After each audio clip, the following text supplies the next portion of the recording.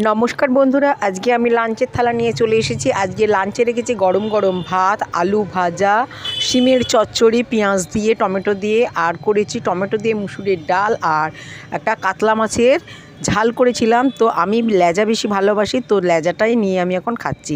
দেখো বন্ধুরা, আমি এখন খাওয়া আরম্ভ করে দিয়েছি। প্রথমে আমি নিয়েছি আলু ভাজা দিয়ে ডাল দিয়ে, ভাতটা খেতে দারুণ লাগছিল, আর সঙ্গে রেখেছি কাঁচা পেঁয়াজ। দেখো মাছের পিসটা কত বড়, আর এই রকম বড় ধরনের মাছ আনলে আমার ভাগ্যে কিন্তু লেজাটাই পড়ে, কারণ ওরা খেতে চায় না। তো দেখো লেজাটা খুব সুন্দর সুস্বাদু, তোমরা পারলে লেজা খেও, লেজা খেলে শক্তি বাড়ে। তো আমি এই মাছটা এখন খাচ্ছি খেতে।